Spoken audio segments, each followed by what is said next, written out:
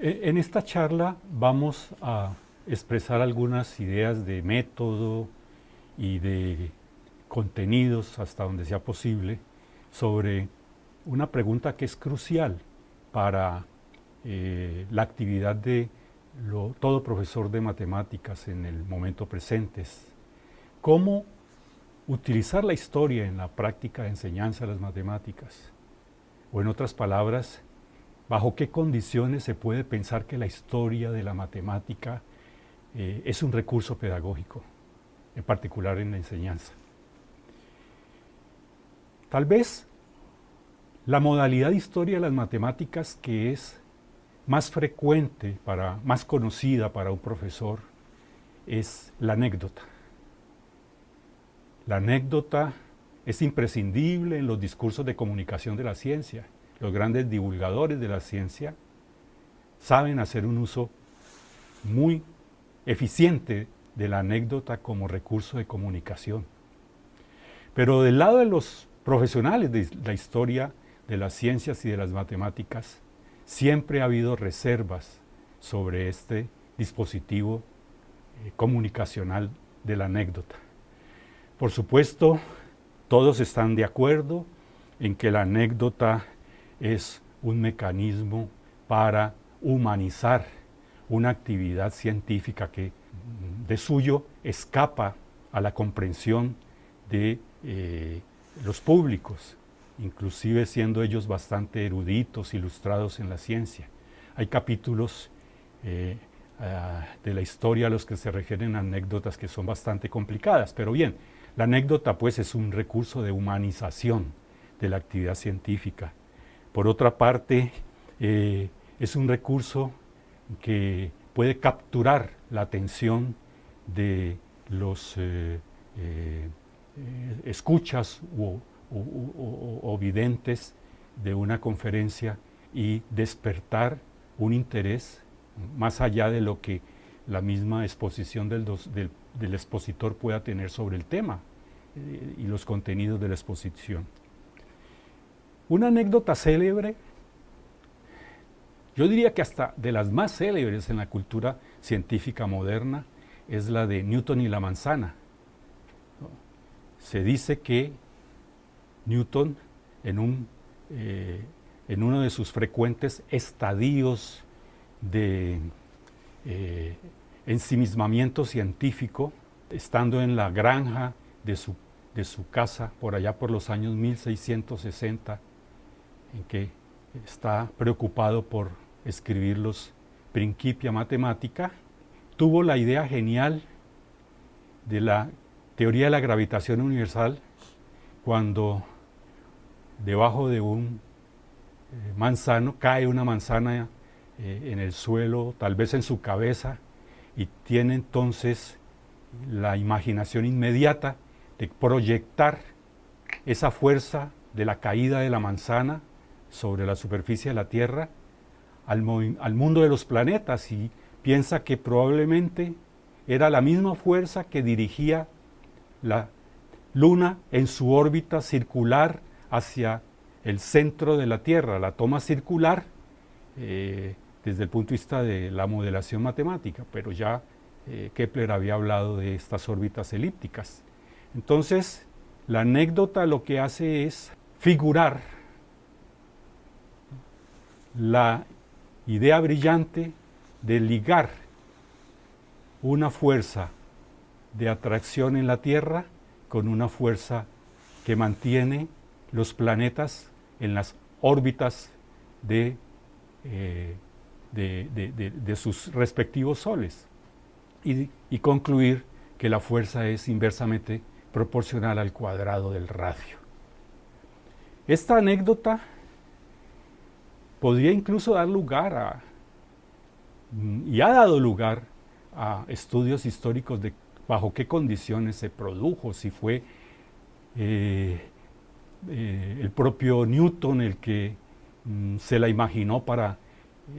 permitir que su figura humana apareciese más destacada en la posteridad, si fue Voltaire el que, muy comprometido como estuvo en Francia en la penetración de las ideas de Newton en un medio que le era hostil a esas ideas porque estaba dominado por las interpretaciones sistémicas de Descartes, también se la imaginó después de que asistió a los funerales que se le hicieron a Newton en la abadía de Westminster en Londres. Publicó esta anécdota inmediatamente al año siguiente, 1728, en su obra sobre la poesía heroica, la poesía de los mitos heroicos. Y luego la divulgó en letras filosóficas y luego la formalizó en una obra clave de la popularización de la física newtoniana, como fue Los elementos de la filosofía de Newton. En fin, hay muchas cosas que decir sobre esta anécdota, pero lo cierto es que es un ejemplo de anécdota que ha logrado a lo largo de varios siglos interesar a las opiniones públicas sobre los temas de la ciencia y la tecnología, en particular de la explicación del mundo a través de las matemáticas. Bien, hoy por hoy esta anécdota puede decirse que es un mito movilizador del pensamiento científico. El símbolo de la manzana aparece en el mundo de la tecnología con Apple, aparece en el mundo del desarrollo urbano ligado a Nueva York, aparece recientemente en un filme sobre la vida de Turing, el padre de la informática matemática. Los públicos se han dado cuenta de que la manzana para Turing fue el momento de liberación final en el que se suicida y rompe con toda la persecución a la que lo sometía su momento histórico por ser homosexual. Y se come una manzana envenenada. Entonces, ¿por qué no reconocer esta importancia de la anécdota como un medio para divulgar procesos históricos de la ciencia a los grandes públicos? ¿Bajo qué condiciones tendríamos nosotros entonces que utilizar una anécdota para que fuese lo que queremos, un recurso pedagógico en la formación de pensamiento matemático? Pasemos pues a tratar de extender algunas de estas consideraciones sobre este ejemplo de la manzana de Newton a otros niveles. La narración que les voy a hacer parte de la experiencia larga de un profesor de historia de las matemáticas, sobre todo en las carreras de formación de matemáticos de pregrado, de formación continua de profesores de matemáticas y de formación de posgrado con estos mismos profesores. Así pues que es una historia muy personal y para mí hablar de este tema de historia y educación matemática se remonta hacia los años 80 en los cuales se ocurren varios eventos significativos, ¿no?, alrededor de este tema. Uno de ellos, el primero, voy a enunciarlos, después los desarrollo, es el hecho de que los matemáticos como comunidad de investigadores a nivel internacional legitiman la importancia que tiene en su propia práctica investigativa, pero también en la formación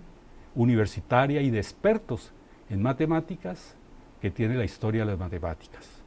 Un segundo momento, también alrededor de esos mismos años 80, es el hecho de que emerge en el campo aún por consolidar de la didáctica de las matemáticas,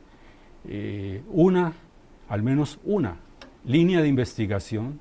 que se preocupa intensamente por incorporar la historia de las matemáticas como herramienta para la enseñanza. Esta es la transposición didáctica.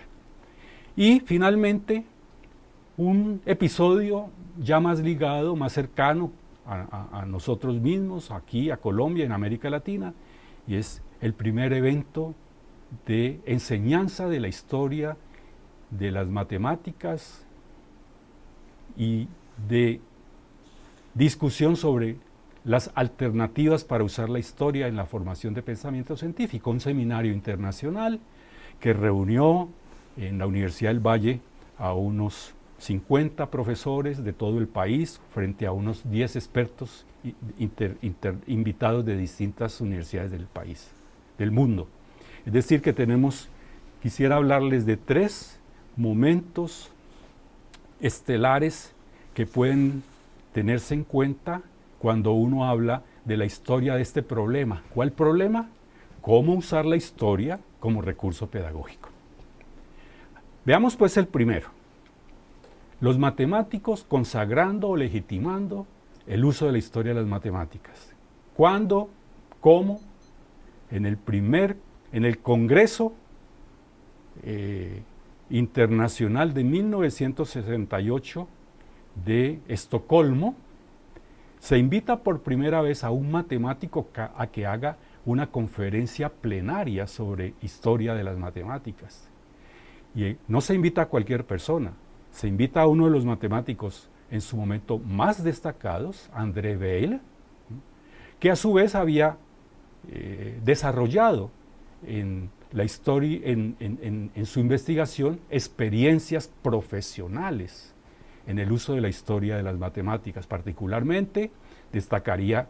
3. Una, sus trabajos sobre historia de la teoría de números.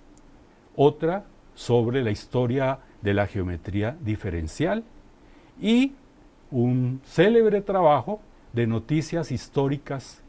que se le agregaban a una obra tal vez la más emblemática del siglo pasado en cuanto a un compendio para formar profesionalmente a nivel universitario y posgradual a los profesores de matemáticas. Me estoy refiriendo al bien conocido programa de los elementos de la matemática de Bourbaki. Después de cada uno de los libros de este compendio se colocaban notas históricas, la mayoría de ellas escritas por André Weil, con un objeto que era bastante llamativo. El objeto era que había que controlar por medio de estas notas históricas el excesivo dogmatismo de la presentación formal que tenían los elementos de Bourbaki. Es decir, una estrategia, digámoslo así, de desdogmatización, o si se quiere, de desaxiomatización de la presentación formal de las matemáticas que caracterizaba todo este compendio. Así pues que tenemos en un Congreso de Matemáticas Internacional la primera oportunidad para que en la comunidad matemática se legitime la historia como un recurso imprescindible en la presentación de textos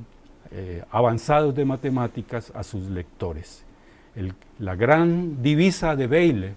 en su exposición era que la historia respondía a la pulsión de leer a los maestros y no leer tan solo a los alumnos. Su planteamiento era que en un mundo de la investigación de frontera siempre se corre el riesgo de la superespecialización, de perderse en el andamiaje de las teorías actualizadas y modernas y, en consecuencia, darle a los desarrollos científicos una dirección artificial o artificiosa con respecto a lo que podrían ser sus raíces epistemológicas. En consecuencia, la recomendación era de Weil que los investigadores en matemáticas volvieran hacia las fuentes del conocimiento matemático, con el planteamiento de Leibniz de que el trabajo histórico promueve el conocimiento del arte del descubrimiento y permite reconocer el método a través de ejemplos instructivos. El otro momento de los años 80 al que me referí anteriormente es aquel en el cual, en el campo emergente, ¿no?, de la didáctica de las matemáticas surge la necesidad de utilizar la historia con un doble propósito: no amarrar al docente a una teoría científica que está enseñando, que tiene ella misma una génesis mágica para el alumno, que no se explica de dónde salió esa teoría. De hecho, en la presentación formal de las teorías matemáticas, tal y como las vemos en los textos universitarios, pues se borra la génesis de esas teorías y los didactas de los años 80 reclamaban de que si la historia era útil para la didáctica era porque le permitía al docente conocer la heurística de los procesos de constitución de la teoría que quedaban ocultos en la presentación de los libros. Esa era en particular la visión de un gran didacta como ha sido Chevallard en su obra de la transposición didáctica de 1984. 20 años antes, al calor de el contexto de revueltas universitarias de París en los años 68, cuando se ponía al orden del día imaginar utopías, el creador de la didáctica científica de las matemáticas en Francia, André Rebus, le planteaba a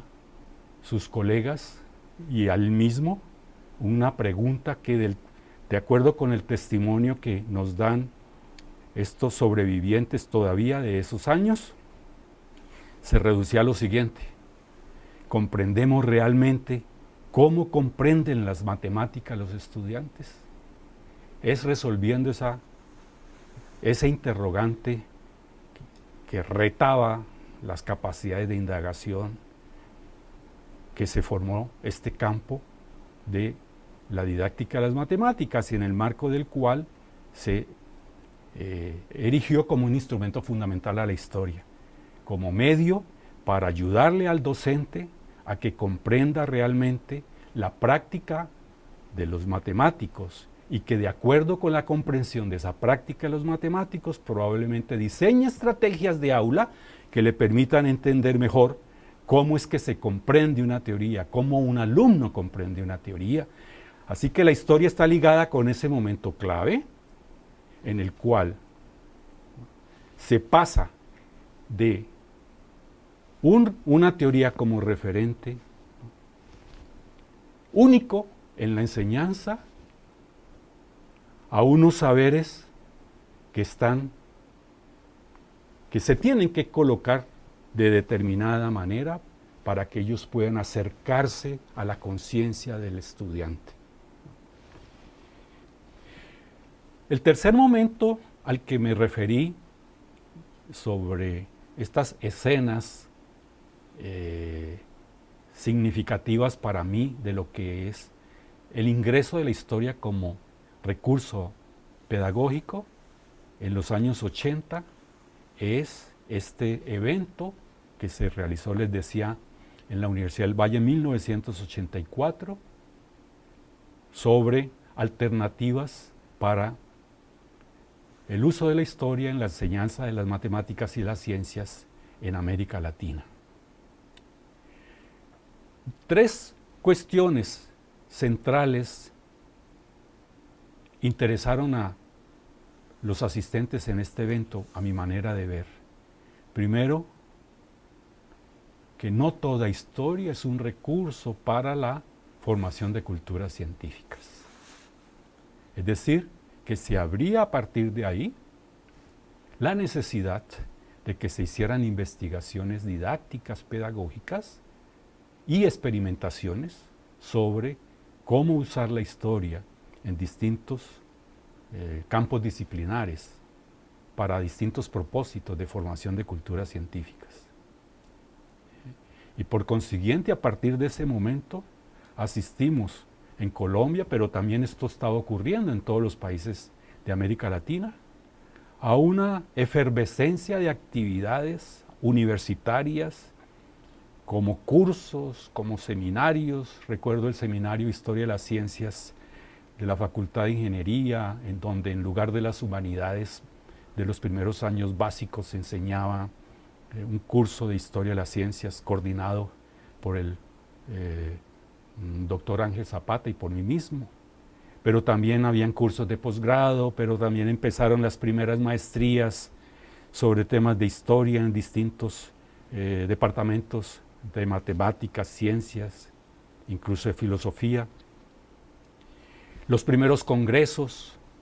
de historia de las ciencias. Todo ello surge a partir de esa discusión que se dio en Cali, pero que también se estaba dando en otros sitios de América Latina. En particular fue muy intensa en México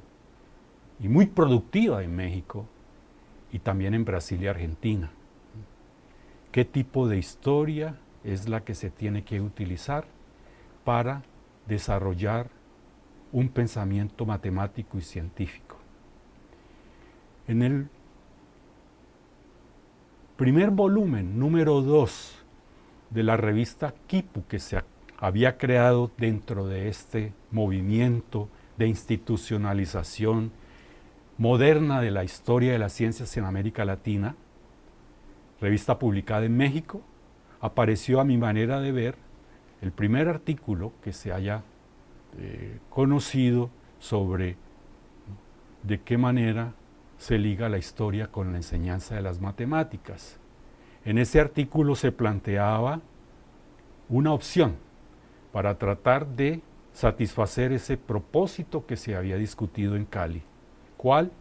De que había que centrar la enseñanza de las ciencias más bien en los estudiantes que en los propios textos, que había que desdogmatizar la enseñanza de las ciencias y las matemáticas, sin de ninguna manera rebajar el rigor de los contenidos. Sobre este tema volveré más adelante, de que había que imaginar modalidades comunicativas de transmisión de la historia de las matemáticas. En ese contexto, entonces, este artículo que les menciono, de 1984, en la revista Quipu, planteaba que entre todas las historias posibles se prefería aquella en la cual se pudiese ayudar al alumno a que reviviera experiencias de construcción de teorías a través de las prácticas de los científicos, particularmente los matemáticos. Y se planteaba un punto, un enfoque que en particular en el caso mío ha servido de eje para mis actividades de profesor e investigador. Es que hacer historia de las matemáticas y de las ciencias es ante todo historiar las razones de ser de los discursos formales en las actividades humanas. Veamos ahora justamente en qué consiste esto, cuáles son, digamos, las condiciones que posibilitan este tipo de historia dentro de las variedad y diversidad de modalidades de prácticas científicas que hay. El primer asunto que me interesa plantear en esta charla, que como ven está orientada fundamentalmente a reconocer una problemática y a tratar de hacer emerger ciertos métodos para acercarse a esa problemática de la historia como recurso pedagógico, es justamente este hecho de que para historiar prácticas habría que comenzar por tomar una distancia frente a una historia que se reduce solamente a hacer la evolución, el desarrollo, el progreso de las ideas o de las mentalidades. Se me ocurre volver al amigo Voltaire para mirar de qué manera ese tipo de historia está encarnada en una personalidad como Voltaire. El punto de vista de Voltaire en la Ilustración era que la razón matemática era una y eventualmente la misma, independientemente de los contextos en donde el matemático trabajara, y que la búsqueda de la verdad no se vería de ninguna manera afectada por las condiciones del entorno. En términos de las matemáticas, uno diría que, salvo isomorfismos,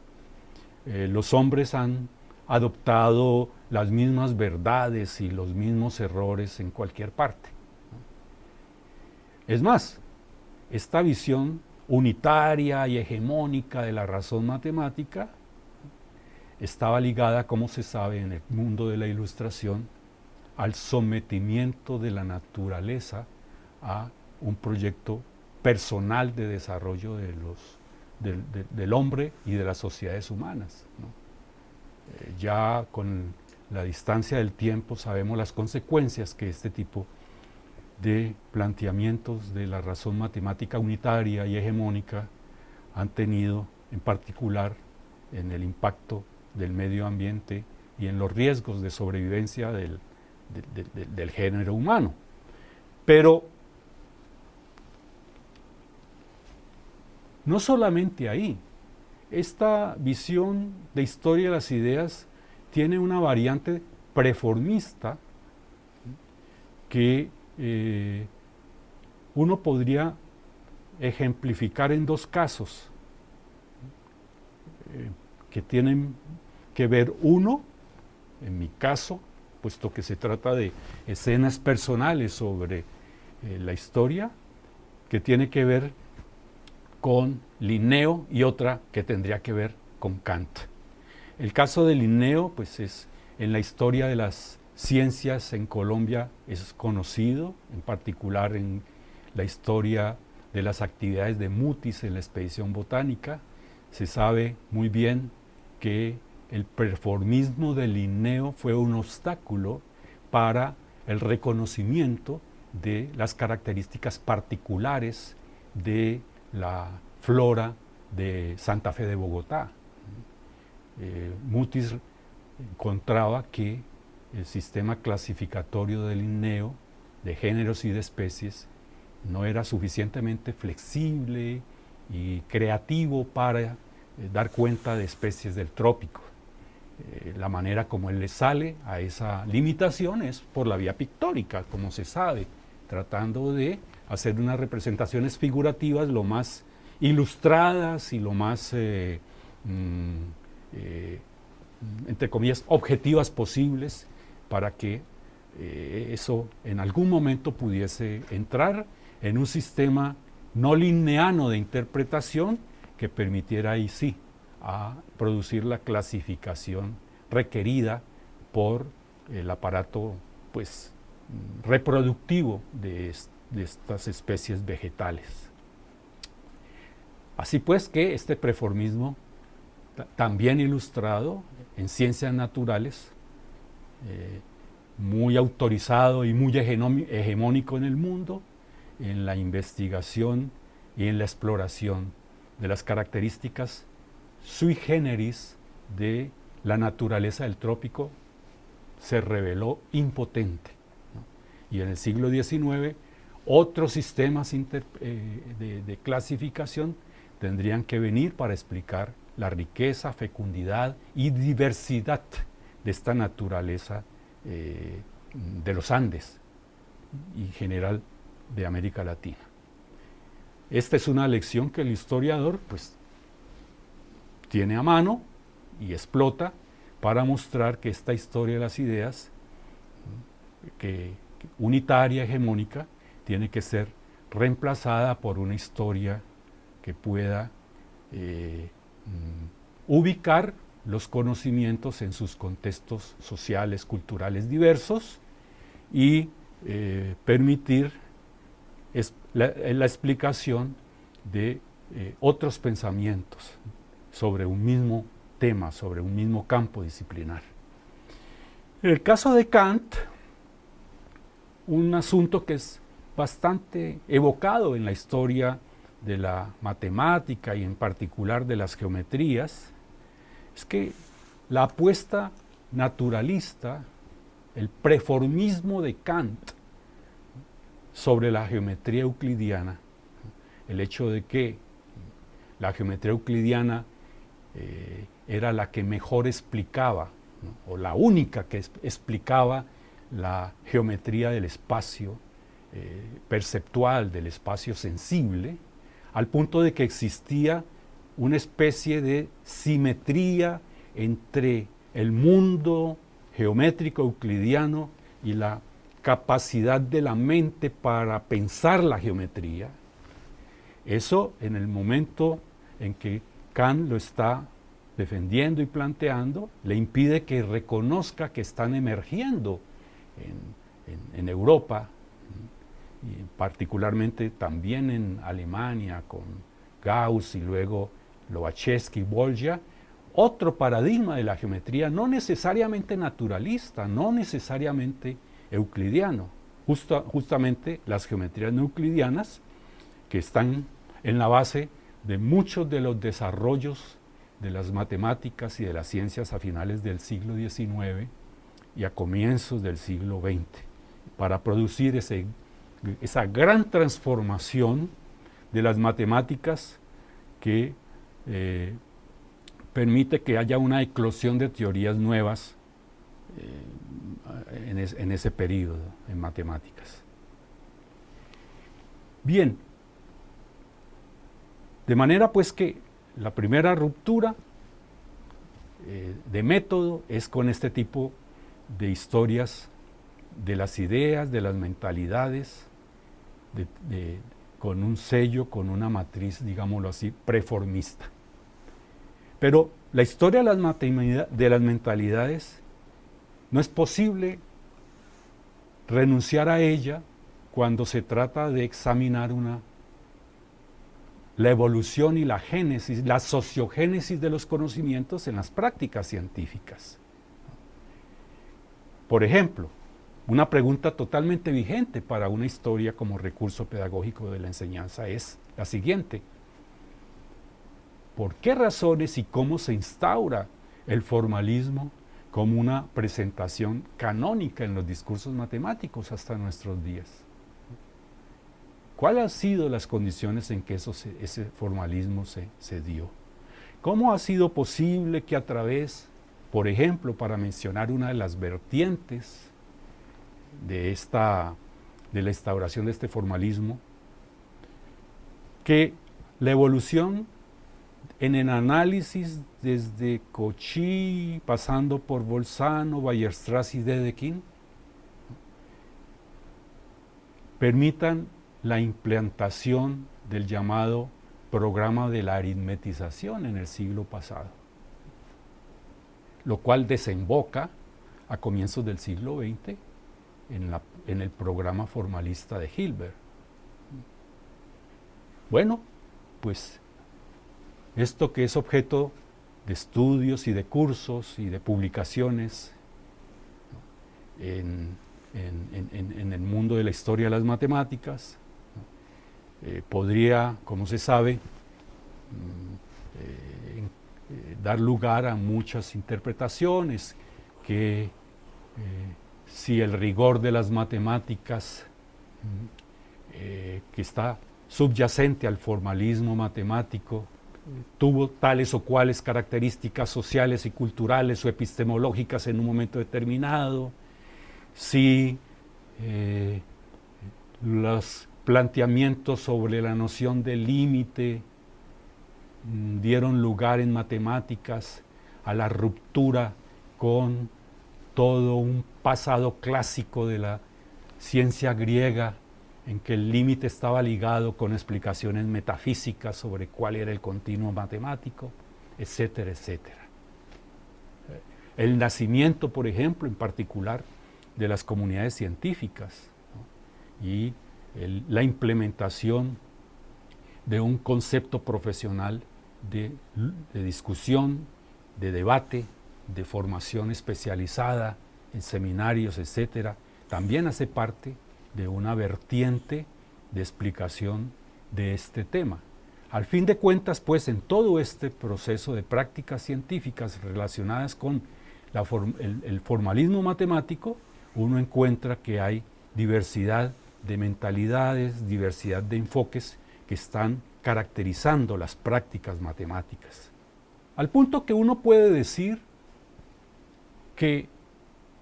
incluso cuando se trata de prácticas matemáticas que están apuntándole a la explicación de un mismo objeto, las mentalidades, los estilos, los enfoques de escuela, las maneras como las prácticas profesionales dentro de instituciones diversas desarrollan la creatividad matemática en uno u otro lado. Todo eso influye y todo eso hace parte de la explicación de cuáles son las razones de ser de un objeto matemático. Me refiero en particular al caso de los reales, que es bastante rico en este tipo de historias. Hacia finales de la década de los 1870, 1880, se concretan prácticas matemáticas que venían de los decenios anteriores sobre cuál es la construcción adecuada de los números reales y resolver, como les decía hace un momento, el gran problema que se había planteado a la humanidad desde el mundo clásico de cuál es la naturaleza del continuo matemático. Surgen las dos explicaciones, la explicación de Cantor, que conlleva una construcción de los números reales por sucesiones fundamentales, y la explicación de los reales de Dedekind, que utiliza las técnicas y procedimientos de las cortaduras. Pues bien, la una está dentro de un enfoque de las matemáticas de tipo más topológico, más geométrico, la de Cantor.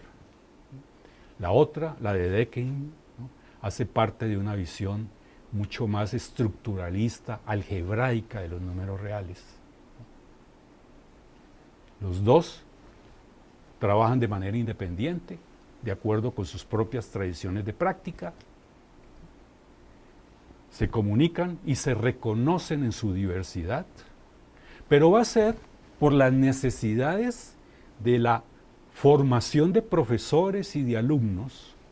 en el ámbito de las universidades, es decir, a través de un texto universitario que se va a plantear por primera vez la posibilidad hacia los años 1906-07 de demostrar rigurosamente dentro de métodos formales la equivalencia lógica y conceptual de estas dos construcciones.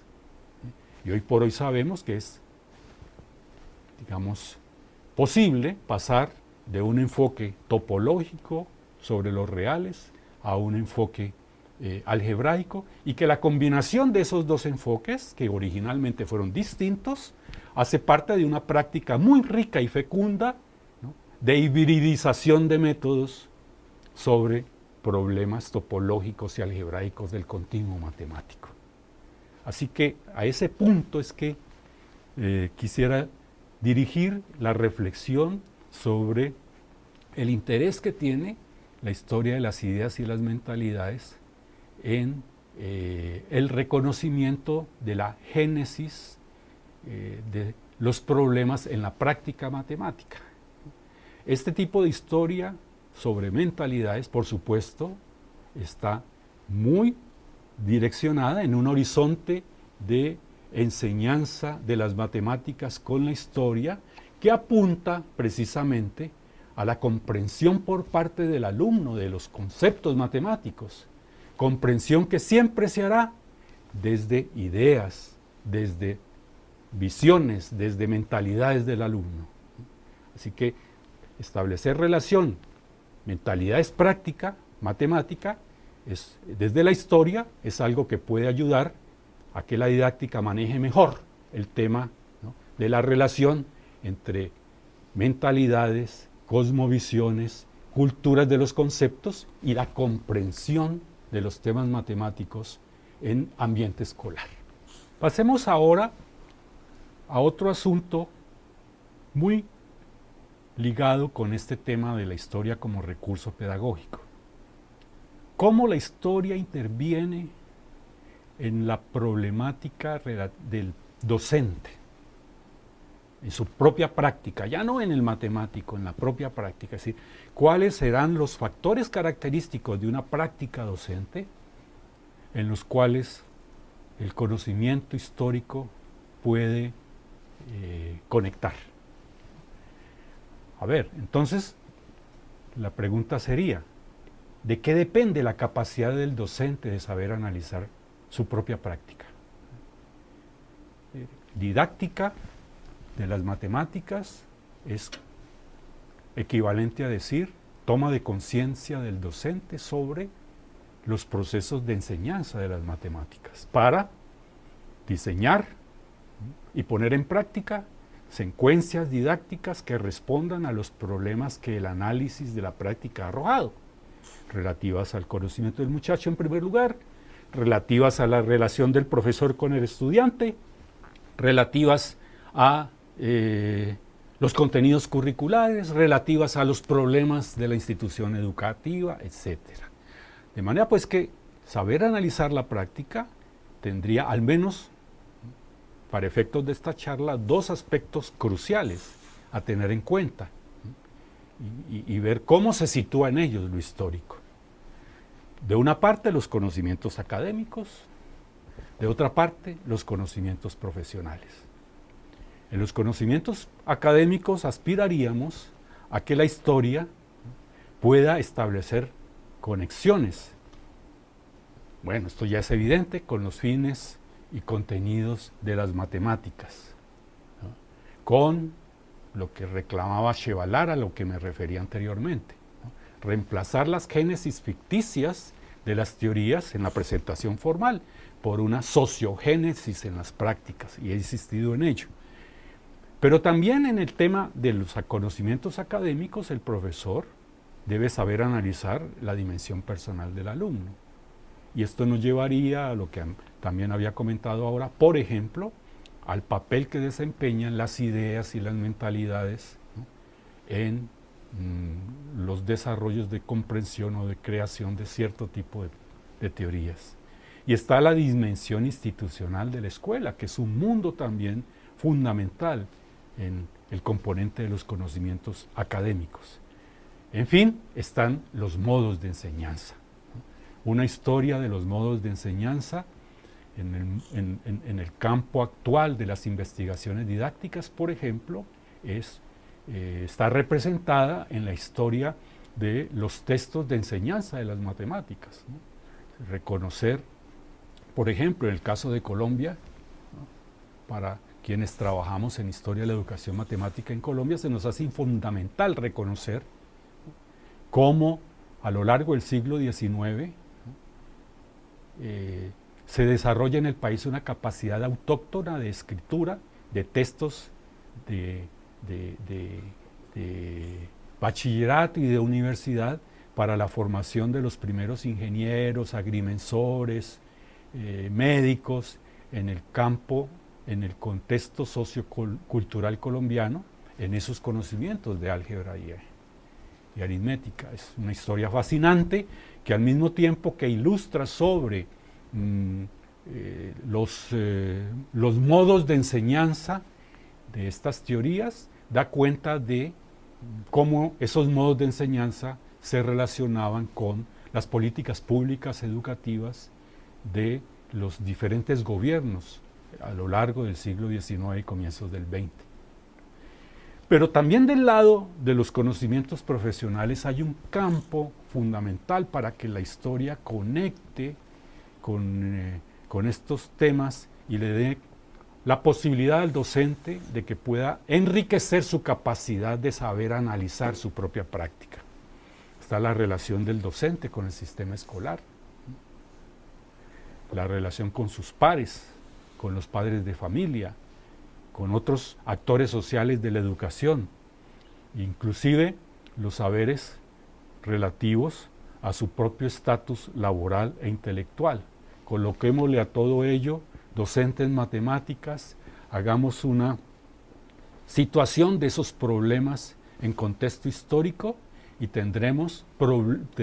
preguntas que desde cada una de esas dimensiones se le plantearían a un investigador interesado en hacer una historia de la educación matemática en estos países. Entonces, combinando una historia de los conocimientos académicos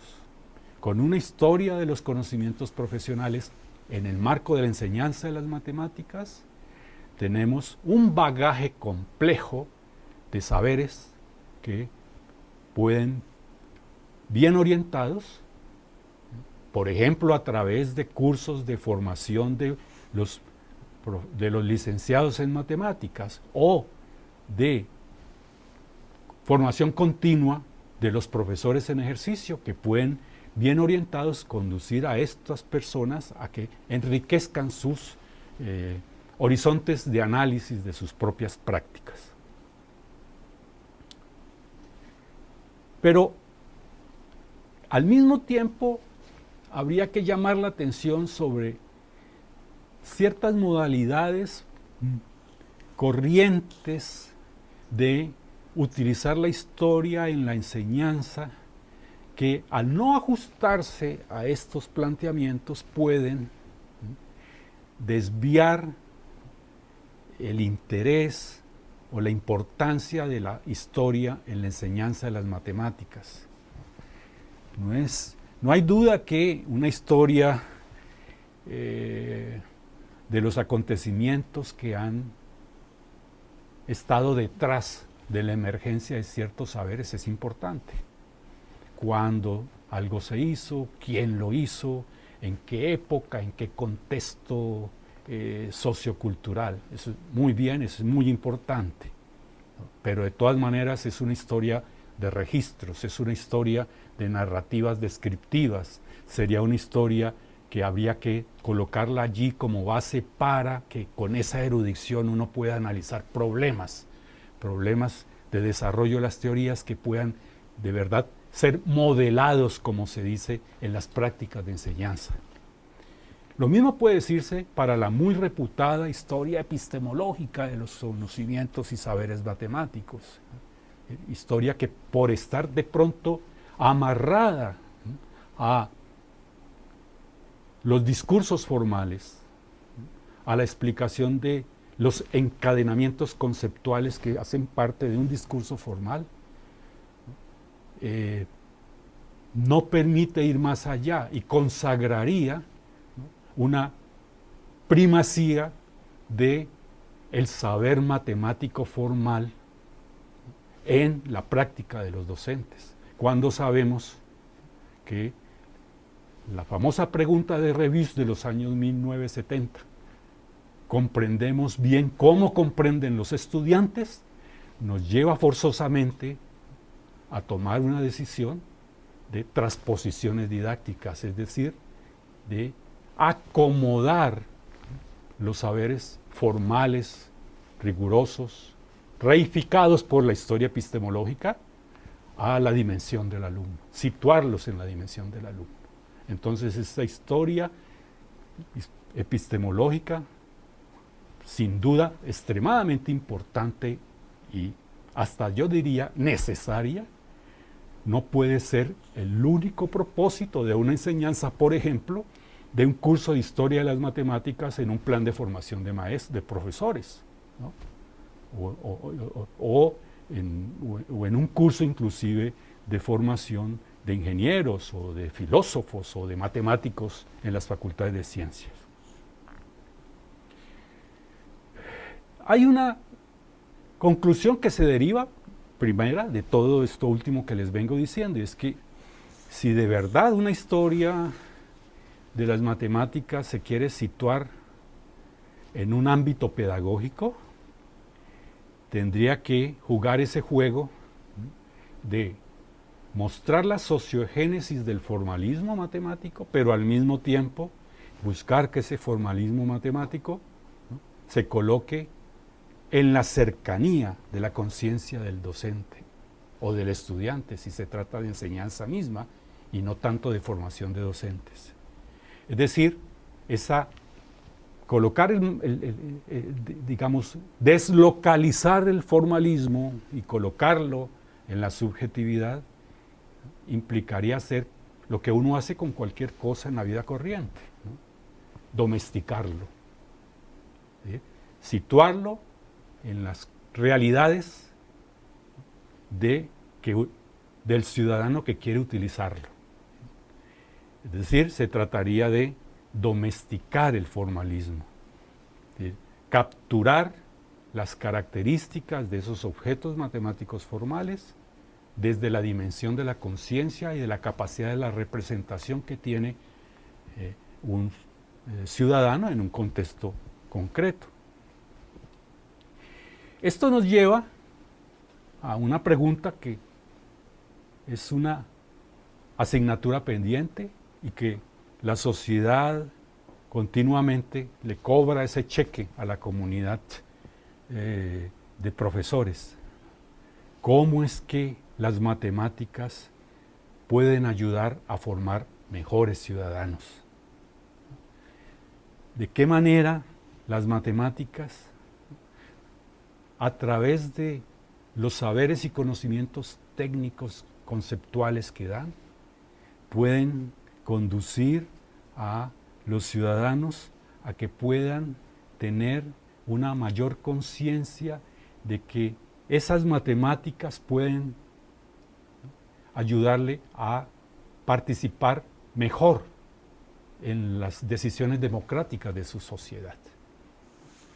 Claro, una primera forma de aproximarse a ello es reconocer que las matemáticas ya no solo modelan ciertos aspectos de la naturaleza y de los fenómenos sociales o económicos, sino que están implicadas en prácticamente todas las dimensiones que tienen que ver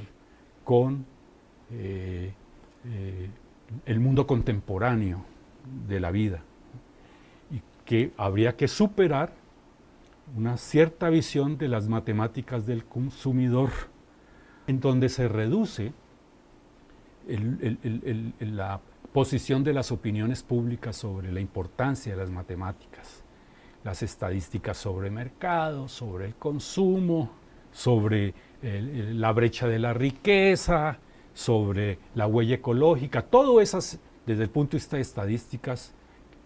es muy importante, ¿no? Pero esa matemática de estadísticas, de cifras, ¿no?, que sirve para realzar o para dramatizar ciertos fenómenos, no basta para preparar al ciudadano al ejercicio crítico de los innumerables problemas de la sociedad contemporánea. Habría que pasar, ¿no?, a mirar de qué manera la modelación matemática, ¿no?, ha estado presente en el desarrollo de esos problemas que todos los días se evidencian a través de cifras matemáticas. Decir que este es uno de los campos más interesantes de la didáctica de las matemáticas hoy por hoy en distintos países, incluyendo a Colombia, ¿no?, cómo se pueden encontrar modelos de explicación de la realidad que puedan utilizarse en los procesos de enseñanza de las matemáticas. Esto significa que las matemáticas, así consideradas, podrían entonces ofrecer una alternativa muy fuerte para formar opiniones públicas que trasciendan el mundo de las cifras, insisto, y vayan a descifrar la explicación de fenómenos de la realidad a través de los métodos y modelos matemáticos que están imbricados en esos fenómenos. En la en el estado tan complejo al que ha llegado la sociedad contemporánea, la llamada sociedad global basada en el conocimiento. El papel central de ello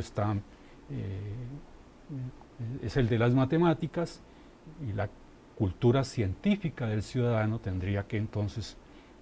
tener una base sustancial de las matemáticas, lo cual es un reto no solo para los profesores, sino también para los científicos, para los comunicadores de las ciencias, para los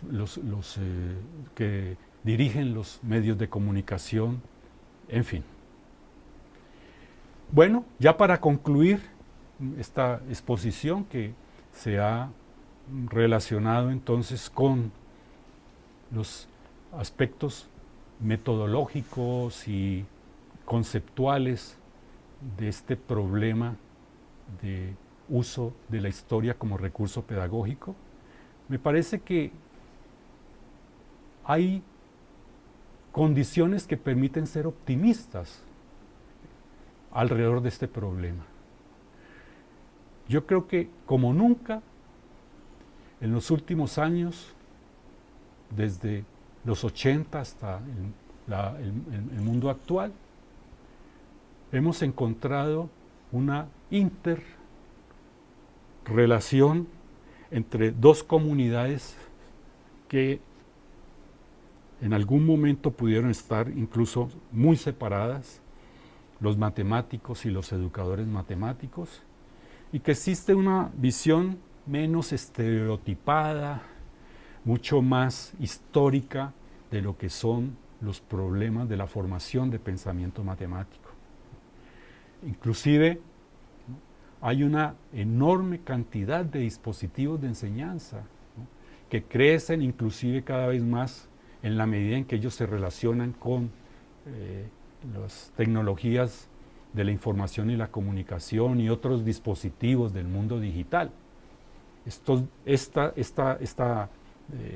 batería enorme, creciente, exponencial de recursos didácticos hace pensar de que estamos en condiciones muy favorables para hacer realidad ese ideal al que me refería al comienzo de esta charla, que planteó Chevallard hacia los años 1980, de que se trataba de, cito, descubrir el verdadero funcionamiento de la ciencia y reemplazar la génesis ficticia característica de los sistemas formales por el conocimiento de la heurística de los procesos de su constitución. Gracias.